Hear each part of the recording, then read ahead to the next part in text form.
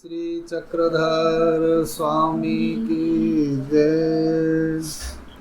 विद्या मार्ग video number 7 विद्या मार्ग। उससे पहले मैं आपको बता देता हूँ, हमने एक बात छोड़ दी थी वहाँ पर कि चारों युगों में उसको जो युग धर्म है उसे बहिर्याग साधना भी कहते हैं। क्या कहते हैं? बहिर्याग यानी बाहर से यज्ञ करना। उसमें हमने देखा चैतन्य माया को टाइम मिला 32 लाख साल। शिरावदी कैलाश वैकुंठ को मिला 16 लाख। इंद्र देवता को मिला और नीचे के तीनों को मिला। उसमें से विश्व देवता और अष्ट भैरव और शिरावदी के 1.25 लाख को कोई टाइम नहीं मिला। उनको 2 युग मिलते हैं। एक तो उनकी संख्या कम है, सिंगल 8, और अष्ट भैरवों को अगर दे दिया राज्य तो वो तहस का नहस कर देंगे, इसलिए उनको नहीं दिया। और जो अष्ट भैरव हैं वो इकट्ठे नहीं होंगे तो उनकी गवर्नमेंट कैसे चलेगी, इसलिए उनको दिया। शिरावदी जो 1.25 लाख थे वो शांत हैं, उन कहते हमें कोई ज़रूरत नहीं है। अब इन दोनों को 2 युग में कार्यक्रम चलता है। इन लोगों को 2 युग दिए गए, त्रेता और द्वापर। उन्होंने क्या किया? उन्होंने ग्रंथ बनाए 4, आगम निगम स्वच्छंद ललित मंथान भैरव। फिर स्वच्छंद ललित मंथान भैरव आदि कादि, उनको आगम और निगम कहते हैं। उसमें जितना भी तेरा ये कुंडलिनी योगा बताया था ना, मैं कल हिमालयस वाली बात बताई थी। ये ग्रंथ जो हैं, जो डॉक्टर स्ट्रेंज में बुक्स थी, वो सारी बुक्स जो दिखाई गई हैं वो उसकी हैं। मैंने 10-15 साल पहले एक बात पढ़ी थी, जापान के अंदर किसी केव में, गुफा में 3000 हैंड रिटन मैन्युस्क्रिप्ट्स मिले जापान के अंदर। तो वो इन्हीं चीज़ों से संबंधित होंगे, क्योंकि हिमालयाज में इन लोगों का ज़्यादा था। ये जो योगा होता है, योगिक एक्सरसाइज हैं, या कुंडलिनी जागृत है, हठ योग है, जितना योग लिखा होगा ये समझ लेना ये आगमों से आया हुआ है। हमारे पास इसकी डिटेल स्टडी आई हुई है इस बुक के अंदर।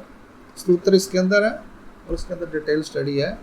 कम से कम 18 से 20 सूत्र हैं अष्ट भैरवों को लेकर।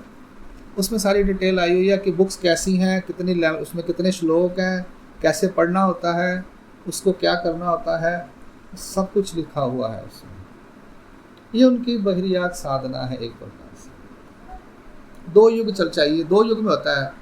कल युग में आगम नहीं होते हैं, कल युग में इनका नहीं चलता। अब ये तीनों इकट्ठे 1.25 लाख, विष्णु देवता, अष्टभैरव और शिरावदी, तीनों ने मिलकर कंबाइंड एफर्ट है इनका, ऐसा लिखा हुआ हमारे पास। तीनों देवताओं ने कंबाइंड एफर्ट किया कि मैं भी अकेला हूँ, तुम 8 हो, हम 1.25 लाख है, हम एक कंबाइंड कर लेते हैं। तो उन्होंने कंबाइंड कहा कि ये जो करेगा उसे हम अपनी प्राप्ति देंगे, अपने मूर्ति की या लोक में या ब्रह्मंडस्था में प्राप्ति देंगे। ठीक है, तो सभी देवताओं की बहिर्याग साधन समझ आ गए, शॉर्ट में कर लिए। इनके आगे डिस्क्रिप्शन जब हम आगे चलेंगे विचार में आ जाएंगे। अब आते हैं अंतर्याग विद्या मार्ग, इसको कहेंगे अंतर्याग। टॉपिक है विद्या मार्ग। ठीक है, अब इस विद्या मार्ग में कोई भी युग का स्पेसिफिकेशन नहीं है। युग स्पेसिफिक नहीं है कि इस युग में आप ये करोगे, इस युग में ये करोगे, नहीं। आप चारों युगों में ये विद्याएं चल सकती हैं। हमें जो पहला चैप्टर पढ़ा देवताओं का, उसमें हमने देखा कि देवताओं की, बताया आपको कि देवताओं की संख्या कितनी है। वो सूत्र में नहीं लिखा हुआ, वो हमने कहाँ से लिया? वो हमने यहाँ से लिया। कहाँ से? 1 विद्या, 2 विद्या, 8 विद्या, 1.25 लाख 9 करोड़ विद्या, 72 करोड़ विद्या। ये जितने देवता हैं उनकी हर एक की 1 विद्या है। पहली है परमेश्वर की, सबसे बड़ी देवता यानी परमेश्वर, जिसका नाम रखा है हमने। दूसरा है चैतन्य, दूसरा चैतन्य और विश्व।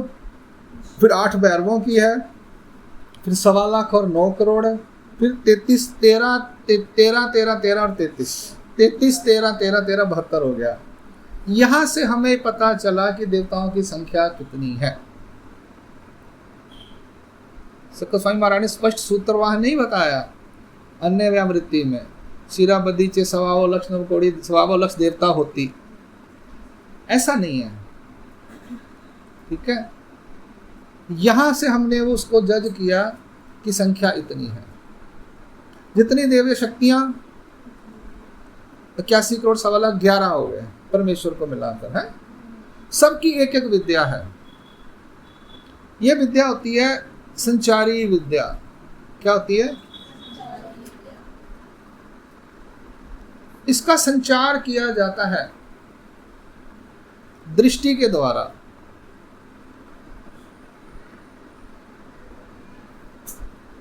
वो देखते ना देवता ने आंखों में आंखें ऐसे मिला के वो लाइट से निकली, संचारी विद्या कहते हैं इसको। ये किताबें नहीं है इसकी, आप बोलो इसकी कोई बुक्स है, इसकी बुक्स नहीं है। ठीक है, अब ये मिलती कैसे है?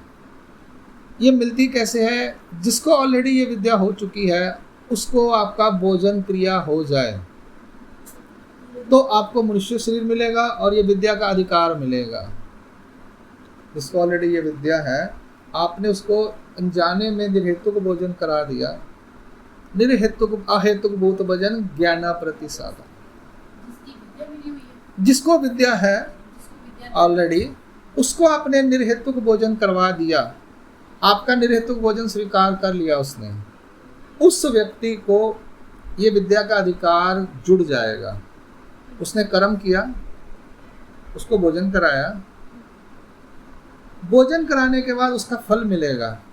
एक तो मनुष्य शरीर मिलेगा और एक उसको ये विद्या मिलेगी जो उसके बाद जिस देवता की विद्या होगी, सभी देवताओं की आगे, सभी देवताओं की विद्या आ गई इसमें। जितने भी देव जिसको ऑलरेडी ये विद्या है उसको निर्हेतुक भोजन कराया, गलती से हो गया तो हमें मनुष्य शरीर भी मिलेगा और ये विद्या भी मिलेगी। ये विद्याओं कब मिलेगी इसका फिर अपने आप बाद में पता चलता है, जब समय आता है। बहुत देवता बहुत लोगों को विद्या देने का टाइम इकट्ठा हो जाता है तो फिर कोई ना कोई देवता की ब्रह्मंडस्था या देवता का विद्यावंत उसको विद्या उसके थ्रू संचार, इसका पैटर्न संचार का लिखा हुआ है। उभया निर्शमाने सत्ता सन्निधि मात्रे शक्ति संचरे, इसको देने का जो पैटर्न है वो भी सूत्र हमारे पास आए हुए हैं, विचार के अंदर है सारे ये। ठीक है, और वो उसको विद्या हो गई तो सबसे पहले क्या होता है?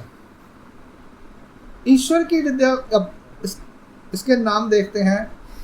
एक की विद्या थे ब्रह्म विद्या, एक विद्या जो है वो है उसका नाम है ब्रह्म विद्या। ये किसकी है? परमेश्वर की है। ठीक है, अब ब्रह्म विद्या के बारे में हमारे पास अलग से सूत्र हैं। ब्रह्म विद्या का अर्थ है, ब्रह्म मतलब व्यापक, जिस विद्या के अंदर सभी विद्याएं आ जाती हैं उसको ब्रह्म विद्या कहते हैं। जिस विद्या के अंदर, इस विद्या में 2 विद्याएं भी हैं, 8 विद्याएं भी हैं, 9 करोड़ विद्या भी हैं, 72 करोड़ विद्याएं भी हैं ब्रह्म विद्या के अंदर। ब्रह्म विद्या, सकला ही विद्या, अनुषंगिका, ये सारे सूत्र हैं ब्रह्म विद्या के बारे में। 20 के करीब सूत्र हैं।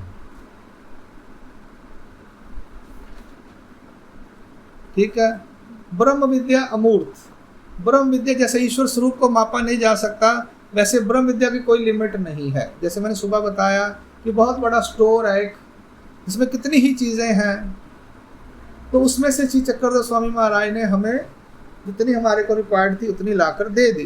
जैसे आप ट्रॉली में जाके सामान लेते हो, श्री कृष्ण महाराज ने अर्जुन की जितनी रिक्वायरमेंट थी उतनी ही उसको दी, हाँ 45 मिनट्स के अंदर।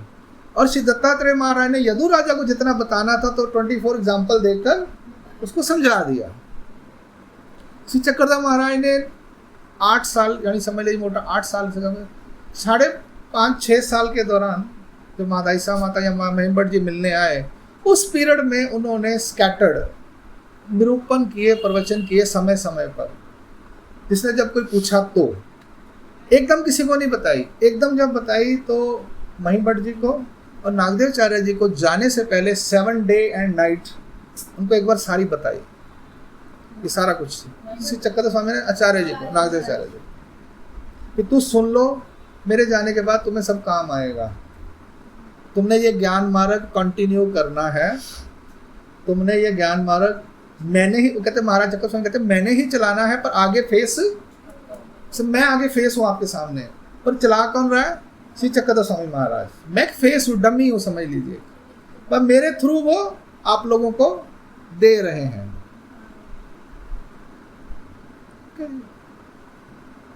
जैसे आपको वो सब्सिडी आती है, लेकिन आती बैंक के थ्रू है ना, देती गवर्नमेंट है, तो ऐसे ही समझ लीजिए दे ईश्वर रहे हैं, हम लोग सिर्फ एक फेसिस है, समय समय पर फेसिस बदलते रहते हैं, सुनने वाले और सुनाने वाले दोनों बदल जाते हैं, ब्रह्म विद्या वही है।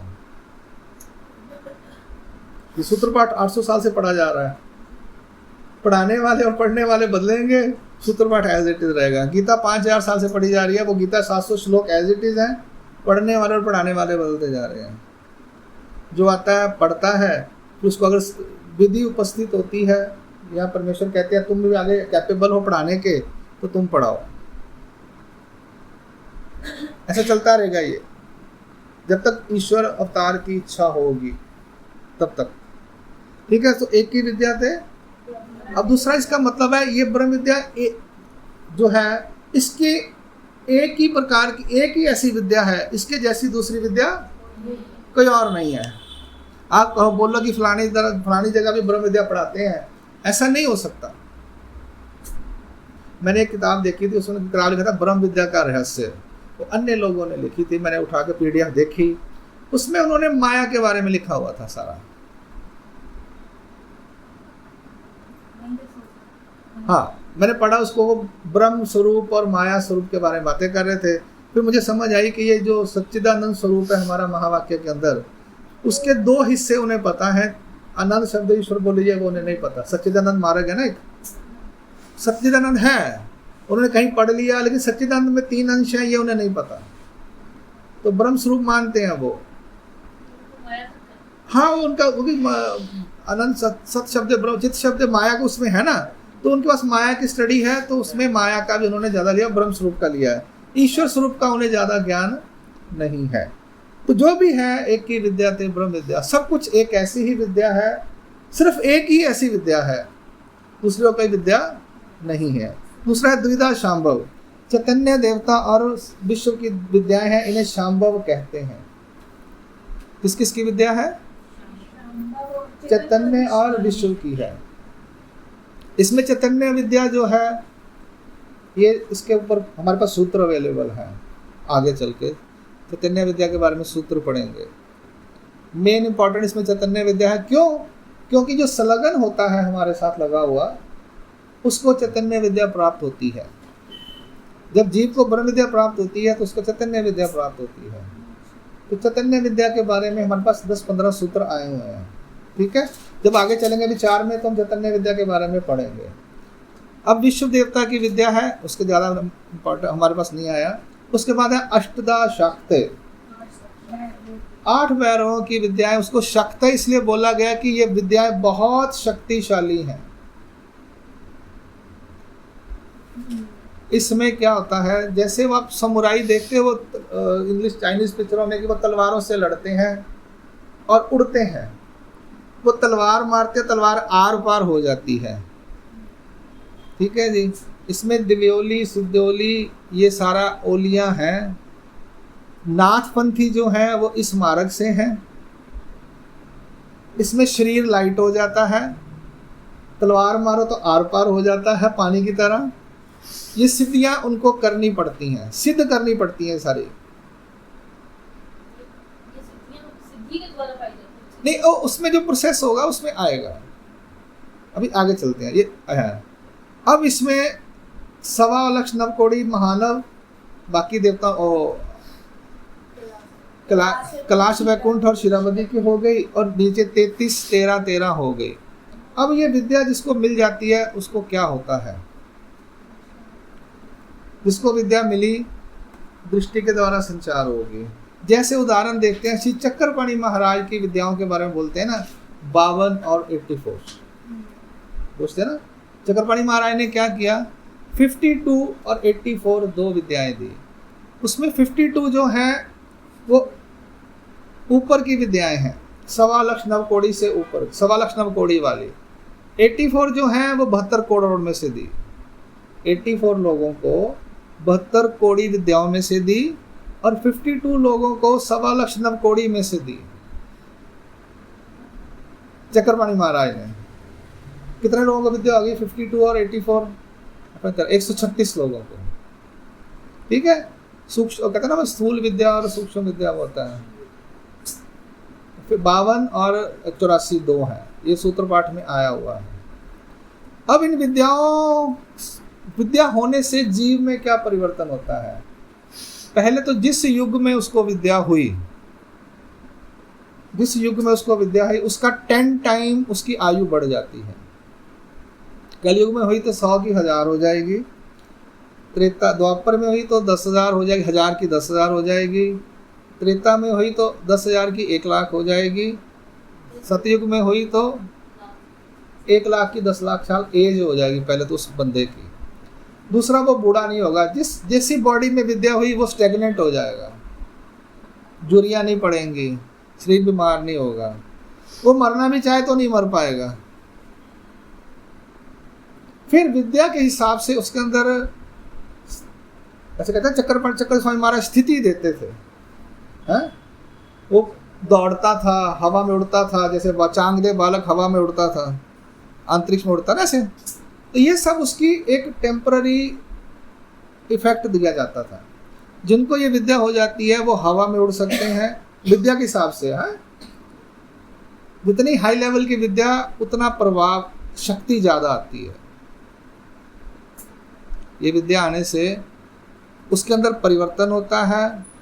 वो खाना नहीं खाते, वो घूमते रहते हैं, उनमें वैराग्य भी आ जाता है। यानी जितनी विद्याएं हैं हर विद्या का इफेक्ट अलग अलग है। अब ये विद्या होगी, आपकी उम्र होगी 1000 साल। जैसे चक्र स्वामी महाराज ने वह स्तंभनी विद्या स्वीकार की तो उनकी आयु 1000 साल की होगी। वो तो ईश्वर अवतार थे, उन्होंने स्वीकार की उदली नाथ की, नाथपंथी है ना, उदली नाथ। अब होता क्या है कि आपने मान लीजिए 10,000 साल आपने विद्या का असर आप में रहा। देवताओं विद्या की बात कर रहा हूँ, परमेश्वर विद्या की नहीं, यहाँ पे है स्पेसिफिक हो जाओ। 10,000 साल बाद क्या होगा, उसके अंदर जो चेंजेस आएंगे वो खत्म हो जाएंगे, उसकी डेथ हो जाएगी। फिर उसको उस विद्या का फल मिलेगा 100 टाइम्स ऑफ एज। जिस युग में उसको विद्या हुई उसमें जितनी मनुष्य देह की आयु है उसका 100 टाइम्स उसको फल मिलेगा। क्या, विषय वेदे विषयांची प्राप्ति, इंद्रिय वेदे इंद्रियांची प्राप्ति, अंतःकरण वेदे अंतःकरणाची प्राप्ति। जिस देवता की विद्या हुई उसकी ब्रह्मंडस्था में उसे वो फल मिलेगा, यानी वहां पर वो रहेगा। जैसे युग धर्म में आया वहां तो 10 टाइम है, यहाँ 100 टाइम है।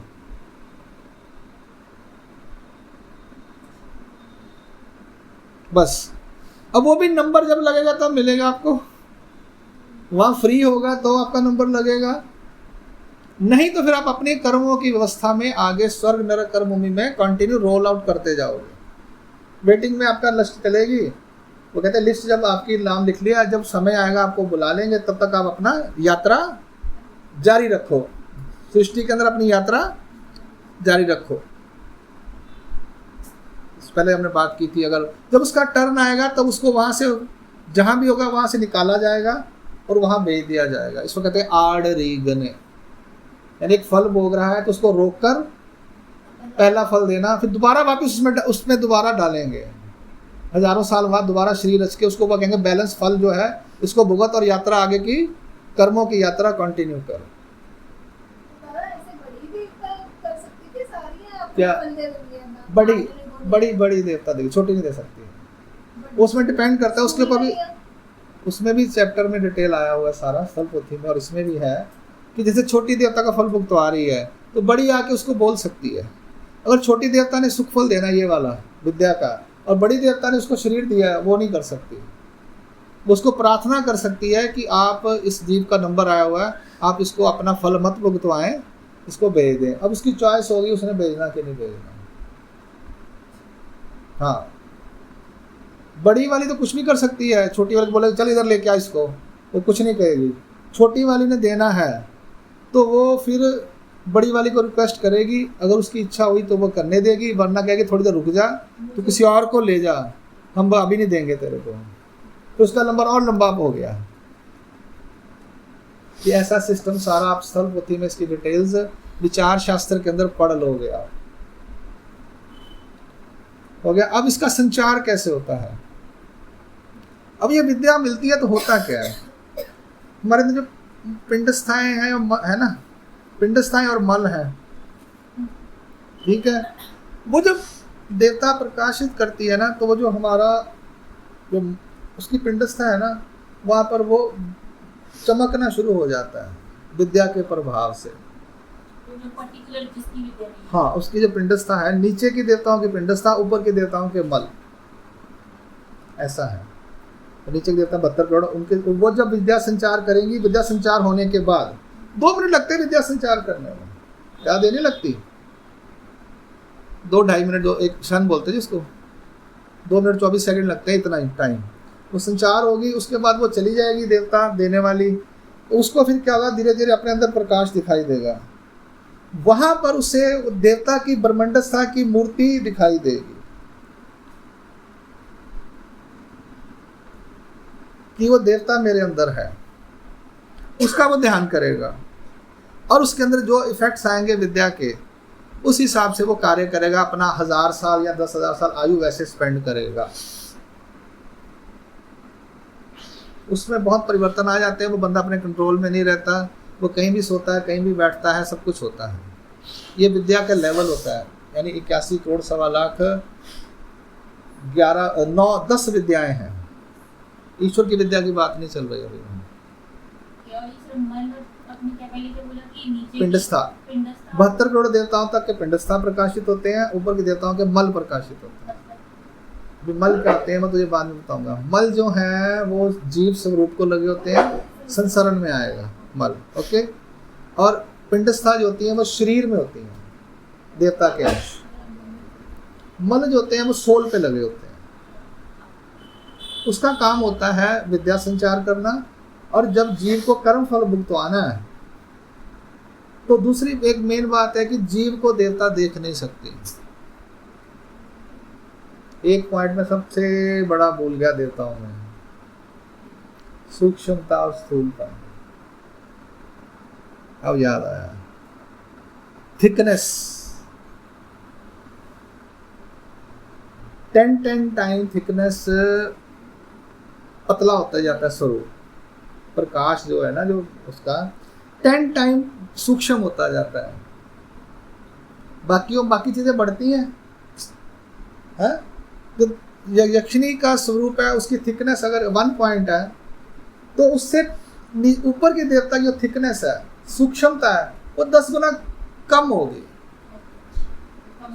हाँ, उसकी सुपूर्ता, समझे, सूक्ष्म सुपूर महीनता।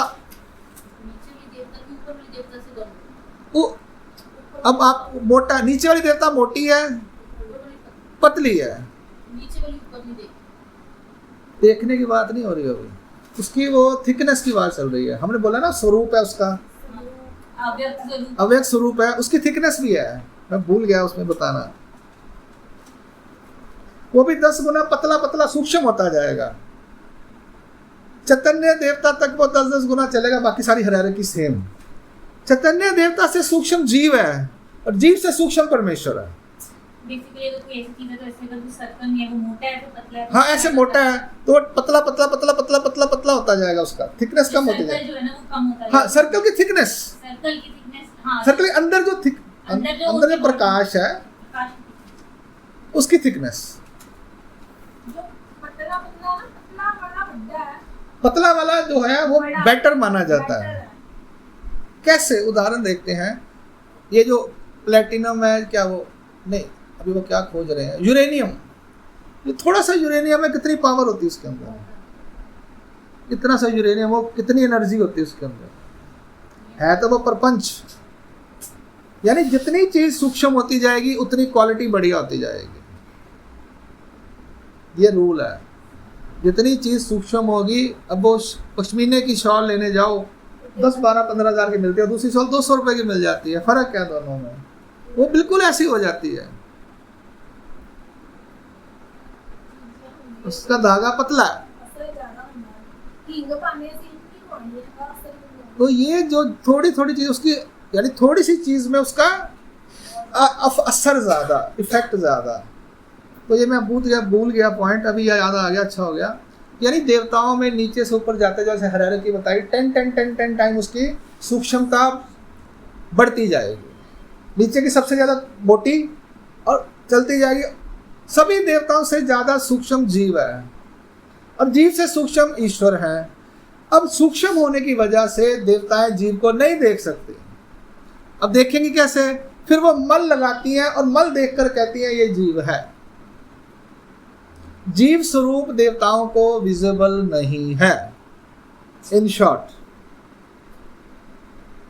जीव भी देवताओं के स्वरूप को नहीं देख सकता। अप्रोक्ष ज्ञान में उसे शक्ति दी जाती है कि वो देवताओं के स्वरूप को देख सके। अप्रोक्ष ज्ञान ईश्वर की तरफ से होता है शब्द ज्ञान के बाद, उसमें उसको शक्ति दी जाती है कि वो देवताओं को देख सके, देवताओं के स्वरूप को देख सके। अव्यक्त और व्यक्त। नीचे की देवता ऊपर की देवता को नहीं देख सकती, ऊपर की देवता नीचे की देवता के स्वरूप को देख सकती है। नीचे की देवता को मेरे से ऊपर कोई है ऐसा ज्ञान है, अस्तित्व ज्ञान है, पर वो आंखों से अपनी दृष्टि से देख नहीं सकती। ठीक है, ऊपर की देवता नीचे की देवता को देख सकती है, उसकी बॉडी के अंदर जो स्वरूप है वो देख सकती है, उसकी ब्रह्मांडस्था में जो स्वरूप है वो देख सकती है। ईश्वर स्वरूप को कोई नहीं देख सकता जब तक ईश्वर ना चाहे। और ईश्वर कब चाहते हैं? प्रेमी वक्त जो होता है वही देख सकता है, जिसको प्रेम शक्ति का संचार है वही देख सकता है। उसमें भी 1 कलिका, 2 कलिका, 3 कलिका, 4 कलिका। 4 कलिका वाला 24 आवर देखेगा, 1 कलिका वाला सिर्फ पूजा अवसर के समय देखेगा। 2 कलिका 3 कलिका का आप देख लेना निर्णय सागर में क्या क्या है। हाँ, भाई साहब माता जब आरती करते स्वरूप देते थे वो। आज 10 अंक क्या हो, हाँ वो जो भी है वो निर्णय आप पढ़ लेना।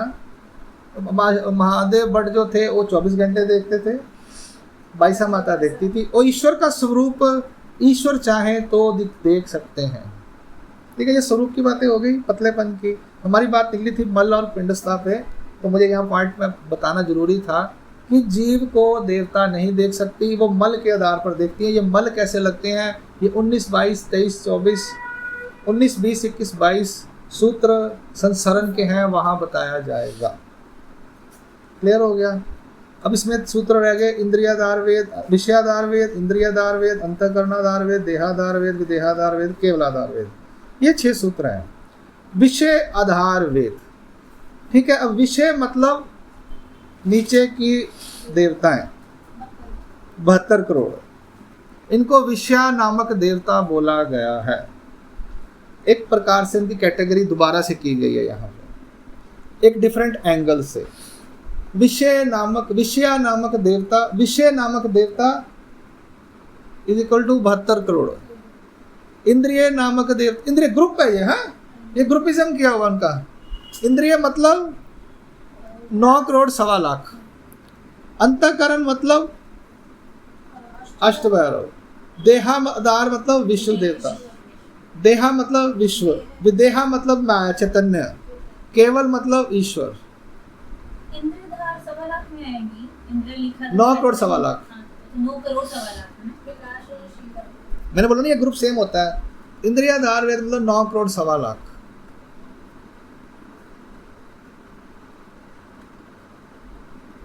ये कैटेगराइजेशन की गई है, इसका कोई पर्पस है तो आगे चलकर जब आप पढ़ोगे और विचार तो आपको और क्लियर हो जाएगा, या स्थल पोथी पढ़ोगे तो और क्लियर हो जाएगा आपको। ठीक है, फिलहाल आप इन शब्दों से परिचय कर लो कि ऐसा ये है। फिलहाल आपको परिचय कराया जा रहा है, इंट्रोड्यूस कराया जा रहा है। ये शब्द ऐसे देवताओं के ग्रुप के लिए इस्तेमाल होते हैं, जैसे आनव महानव है, वो भी ग्रुप अलग से। शांभव, शाक्ते, महानव और आनव एक तरीके से ग्रुप किया गया। इसका पर्पस है ग्रुप करने का। एक मां चक्कर स्वामी महाराज ने ऐसा क्यों बोला क्योंकि आगे चलकर आपको जब विद्या मार्ग की और स्टडी करोगे, इनका कोई ना कोई पर्पस है, इसलिए यहाँ पे ग्रुप करके शॉर्ट में बता दिया गया। डिटेल्स जो है वो आपको विचार शास्त्र के अंदर समझ आएंगी सारी।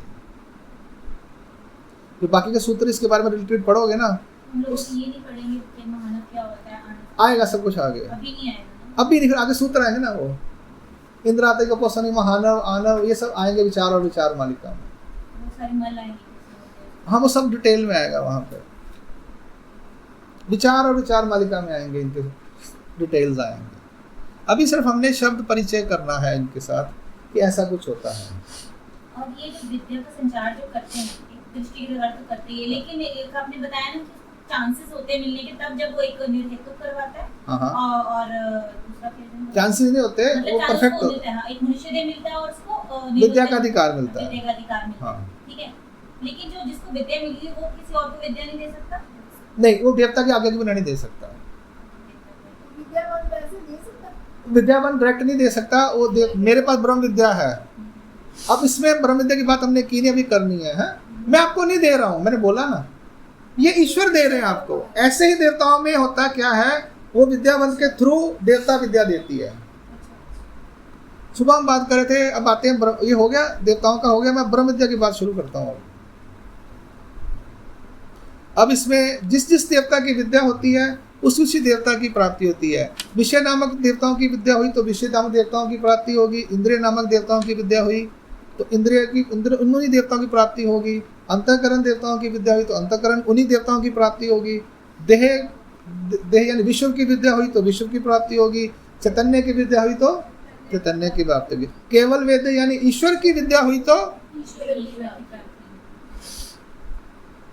ठीक है, जिसकी विद्या उसकी प्राप्ति का फल।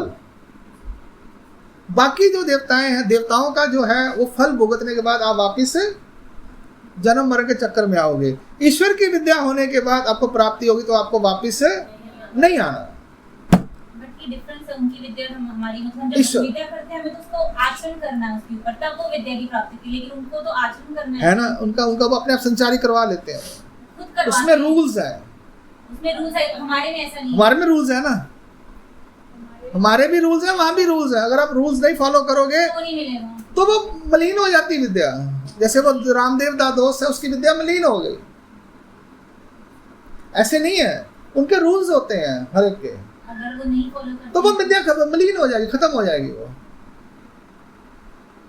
आपको एक अपॉर्चुनिटी दी गई है कि देवता शक्ति के वहां पर जाने के लिए आपको ये काम करना पड़ेगा। आपने अधिकार जोड़ा विद्या का, ठीक है, आपने वो काम नहीं किया तो वो कहेंगे सॉरी। आपको उन्होंने कहा पेपर दो तैयारी करके, आपने नहीं दिया तो क्या करोगे? पास नहीं होगे, फेल हो जाओगे। वहां पर भी रूल्स होते हैं, यहाँ भी रूल्स हैं। अब हम सब लोगों को पिछली कितनी सृष्टियां बीत गई मालूम नहीं, हर सृष्टि में ब्रह्म विद्या मिली, हमने उसको फॉलो नहीं किया, इसलिए अब यहाँ बैठे हैं। हम सीरियस नहीं हुए आज, इसलिए बैठे हुए हैं। ये तो हम भी जन्म मरण के चक्कर से छूट जाते हैं। सिंपल है। वो कहते हैं 5-6 सृष्टियां बीत गई, कोई कहता है 4 सृष्टियां बीती, कुछ मालूम नहीं है। जितनी भी सृष्टियां बीती उसमें हम सबको ब्रह्म विद्या मिली, हमें रूल्स बताए गए। हमने अपना वो कभी ममता में फंस गए, कभी उसमें फंस गए, कभी मम्मी, कभी ये, कभी वो, कभी ये मैं नहीं कर पाऊंगी। कभी जैसे बातें कर रहे हो ममता में फंस गई, भगवान उसका काम खराब कर रहे हैं, उसने संकल्प लिया मैं अनुसरण लूंगी, वो सुनने को तैयार ही नहीं है। वो जीव सुनता नहीं है। क्यों? इसमें 21 नंबर सूत्र आएगा उदाहरण का, ज्ञान पर्यंत परमेश्वर अपना संबंध देती मग एक अनुसरेती। अब जीव की स्वतंत्रता है कि उसने ईश्वर की आज्ञा को फॉलो करना है या नहीं करना, ये लिबर्टी दी हुई है उसको। हाँ, उसमें लिखा हुआ स्पष्ट। आपकी हम अर्जुन को कहते हैं कृष्ण महाराज मैंने तुझे ज्ञान दे दिया, अब तेरी मर्जी। और लीला रिकॉर्ड की थी ना हमने उस दिन श्री कृष्ण चरित्र में। वो कहता मानूंगा, कहते धर्मराज जी के ऊपर बाण चला दे। चलाने के लिए तैयार होगा, माने कहते ठीक है अब तू युद्ध करेगा, सही मायने में तू ही युद्ध करेगा। वो अब सही मायने में तू ही युद्ध करेगा। ये एक प्रकार से अपने साथ युद्ध है, अपने कर्मों के साथ युद्ध है, उसको साफ करने के लिए। हो गया क्लियर? एक ही विद्या ते ब्रह्म विद्या। उनका एक एक ही विद्या ते ब्रह्म विद्या। अब वो देखते हैं एक ही विद्या ते ब्रह्म विद्या कैसे है। हाँ, ब्रह्म विद्या जो है वो ईश्वर की विद्या है। अब इसका संचार कैसे होता है, ये कैसे मिलेगी, हमारे लिए मूल क्वेश्चन ये है। अभी देवताओं की बातें तो हमने कर ली, देवताओं की विद्या कैसे होती है। अब आते हैं ईश्वर की विद्या हमें कैसे होगी।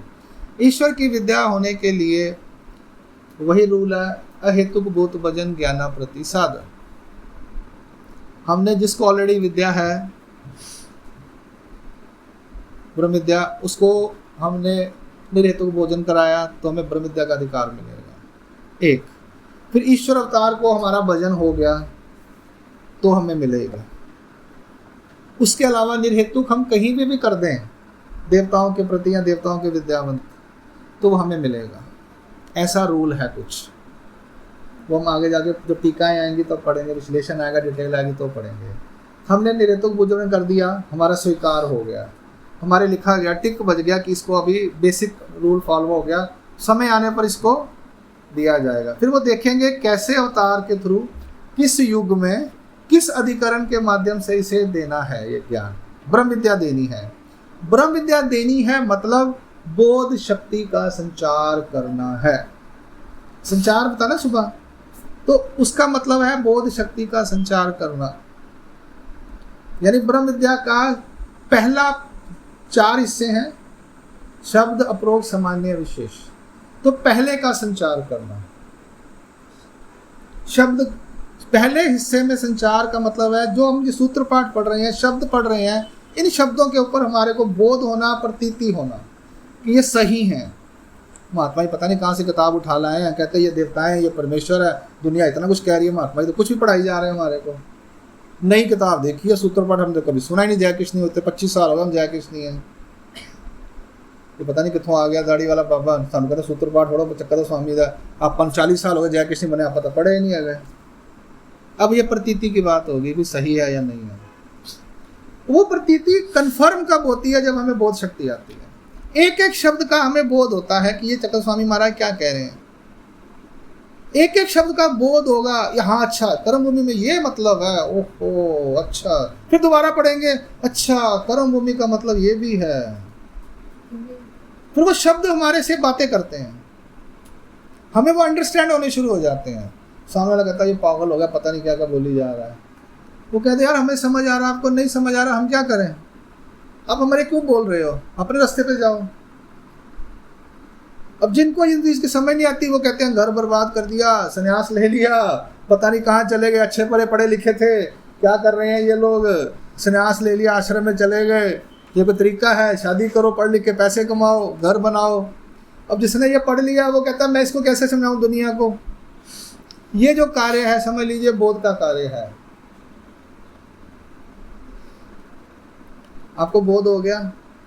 अब बोध शक्ति का संचार होने के बाद आपको ये सारा सूत्र पाठ धीरे धीरे आत्मसात होने लगेगा। आप इसको पढ़ोगे, आपको अर्थ आने समझ शुरू हो जाएंगे, आपके अंदर फीलिंग आएगी मैं अभी चले जाऊं, बस सब कुछ छोड़ के अभी चले जाऊं, बस आगे की पढ़ाई करूं और अपना जीवन ऐसी जगह व्यतीत करूं जहां पर मुझे लाइक माइंडेड लोग मिल जाएं। कैसे लोग? लाइक माइंडेड, जो मेरे जैसी सोच रखते हैं, और ये आसानी से मिलते नहीं हैं।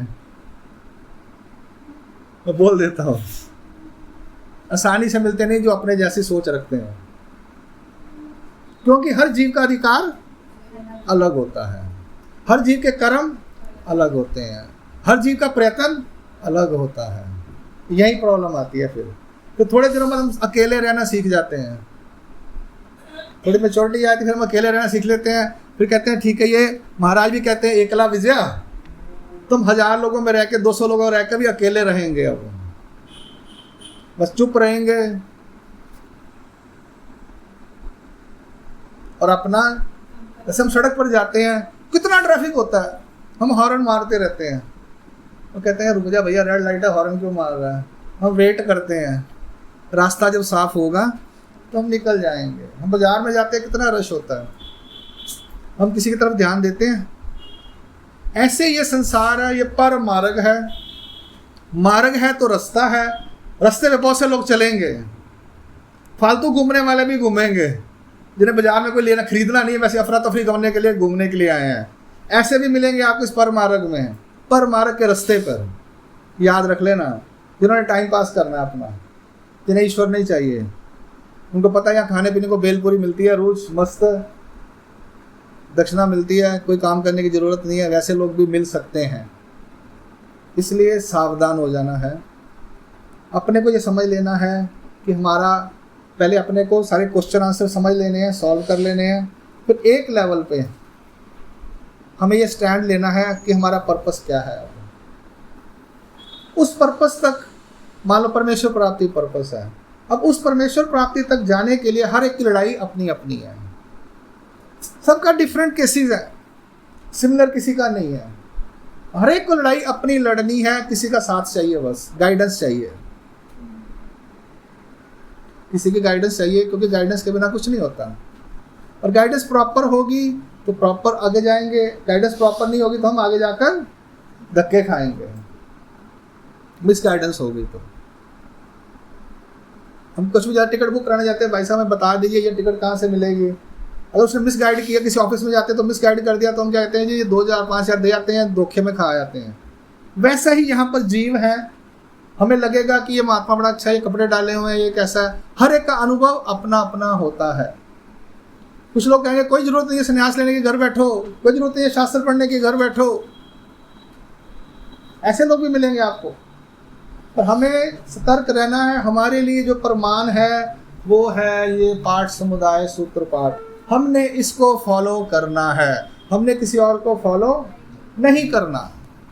एक बात पक्की बांध लो दिमाग में, हमने इसको फॉलो करना है, पाठ समुदाय किताब को, सूत्र पाठ को, हमने किसी को फॉलो नहीं करना। जो है अल्टीमेट चक्कर स्वामी का इसी के अंदर है।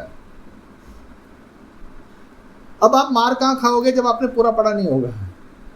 जब आप पूरी तरह इसको काफ़ी कुछ पढ़ लोगे, पूरा मतलब आपने कम से कम सारे सूत्र याद कर लिए, मोटा मोटा आपको पता चल गया कंसेप्ट, तब आपको थोड़ा कॉन्फिडेंस आ जाएगा, फिर आप आगे जानने के लायक हो जाओगे, थोड़ा स्टेप उठाने के लायक हो जाओगे।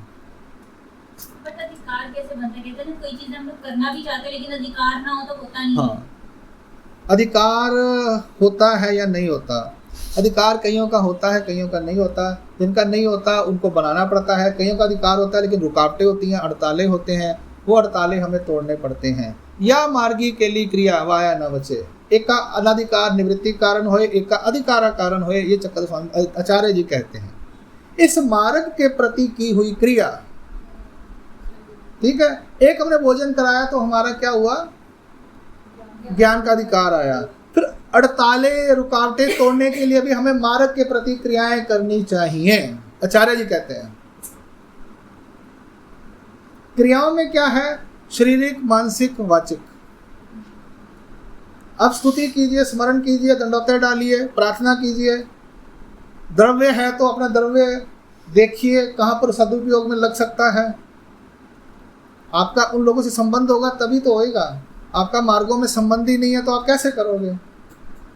3 हो गया, एक वाचिक हो गया, सूत्र पाठ सारा पाठ करो। शारीरिक हो गया, दंडोत्तर डालो, स्मरण करो। और 3 होता, हाँ, सेवा दास्य करो, उससे कर्मों का नाश होता है, अड़तालों का नाश होता है। 3 तन मन धन 3 होते हैं ना। तो धन आ गया आपके पास, द्रव्य अगर है तो आप उसको मार्गों में सदुपयोग लेकर आओ। मार्ग की अड़ने की क्रियाएं होती हैं, कोई बीमार हो जाता है, कोई बुखार हो जाता है, कोई बड़ा कुछ होता है, उस समय अड़चन होती है जब, तब आप क्रियाएं करो। नहीं तो भजन क्रिया करो। भजन क्रिया करने से वो कहते हैं 1 लाख भजन क्रिया गढ़ जाए तो बड़े कर्म फूट जाते हैं, पहाड़ के पहाड़ टूट जाते हैं। पर 1 लाख बंदा हमारे से कभी होता नहीं है। इसलिए जो कई पुराने लोग हैं वो मार्गों में भजन क्रिया यानी अन्नदान की क्रियाएं करते रहते हैं, पंगतें करते रहते हैं। ये उसका रास्ते, 3 रास्ते हैं, खुद करो या दूसरों को निमित्त करके करो, ये हो जाता है। ठीक है जी, ये हो गया एक ही विद्या ते ब्रह्म विद्या, केवलाधार वेद, केवल वेदे कैवल्याची प्राप्ति। अब ये ब्रह्म विद्या मिलती किसको है? देवता की विद्या हमने देखा कि पिंडस्था के आधार पे या मल के आधार पे मिलती है? ईश्वर की विद्या सिर्फ जीव को मिलती है, ना पिंडस्था को मिलेगी, ना संलग्न को मिलेगी, ना मल को मिलेगी, ना आद्य मल को मिलेगी। जो जीव स्वरूप है इस शरीर के अंदर, प्योर ओनली, उसको ये ब्रह्म विद्या का संचार होता है। देवताओं की विद्याएं जो हैं वो इनडायरेक्टली होती हैं, ये डायरेक्टली जीव को होती हैं, केवल आधार वेद ना, क्योंकि देवताएं है ना, सुलगन भी देवता है, माया का ब्रह्मांड पिंडस्था भी देवता है, मल भी देवताओं के हैं, तो देवताओं को यह विद्या नहीं हो सकती, इसलिए सिर्फ जीव जो है उसको विद्या होगी। उसके बाद क्या होगा, जो सलगन का चेष्ट तत्व है, माया का जो अंश हमारे साथ है, उसका जो पोक करती है आपको कर्म करने के लिए, वो साइलेंट हो जाएगा, वो आपको कुछ नहीं कहेगी, तुम कर्म करो, फिर तुम सेल्फ पर हो जाओगे, यानी अपनी गाड़ी खुद चलाओगे। कर्म राहटी के अंदर वो सलगन आपको पोक करता है, याद दिलाता है, उठ तूने ये करना, उठ तूने ये करना, और मुझे याद आया, ऐसे याद कैसे आ गया, उसने पोक किया, पोक बोले उसको ऐसे कर, उठ उठ, ऐसे मारते ना बच्चे को, उठ उठता क्यों नहीं, हाथ मारते ना, हाथ मारते हैं, तो वो सलगन हमें हाथ मारता है, उठो कर्म करो। जब आपको ब्रह्म विद्या आ जाएगी तो वो साइलेंट हो जाएगा, वो कुछ नहीं करेगा, वहां पर हमारे जीवों को शक्ति के आधार पर, बोध शक्ति के आधार पर खुद ही एफर्ट्स करने पड़ेंगे। आप ग्रस्त में रहते हुए भी अगर देव ईश्वर धर्म करते हो तब भी सेल्फ करते हो, उसमें सलगन आपको कुछ नहीं कहता।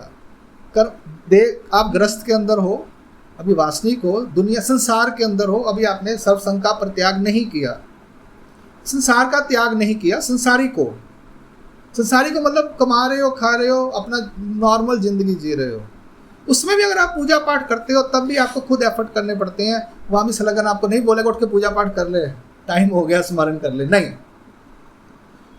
वो टेम्पररी सिर्फ ईश्वर की क्रियाओं के प्रति उतनी देर के लिए आपको नहीं करेगा, बाकी कर्मों के लिए करेगा। देवराटी में वो बिल्कुल साइलेंट हो जाता है, आप अपने सेल्फ पे खड़े होते हो, अपने पैरों पे खड़े होते हो, अपना भला बुरा खुद सोचते हो, वहाँ आपको कोई भी तंग नहीं करता, गुमराह नहीं करता, आपको ज्ञान जो है ये सूत्र पाठ का ये आपको गाइड करता है। बस इसमें जो लिखा हुआ है वो फाइनल अथॉरिटी है, इसके आगे कोई अथॉरिटी नहीं है। तो ये ब्रह्म विद्या और देवताओं की विद्याओं के बारे में डिफरेंस आपको बता दिया। जिसकी विद्या उसकी प्राप्ति, केवल वेदे कैवल्याची प्राप्ति, केवल यानी केवल परमेश्वर का वेद बोध होने से उसके कैवल्य स्वरूप की प्राप्ति होती है। ठीक है, उसके स्वरूप को क्या कहते हैं, ईश्वर प्राप्ति को क्या कहते हैं, कैवल्य स्वरूप, कैवल्य स्वरूप की प्राप्ति होती है। दंडो प्रणाम। श्री चक्रधर स्वामी की जय। विद्या मार्ग चैप्टर यहाँ पे संपूर्ण होता है। इस विद्या मार्ग से संबंधित और भी बहुत से सूत्र विचार और विचार मालिका में हैं, वो समय आने के साथ हम लोग टॉपिक वाइज करने की कोशिश करेंगे।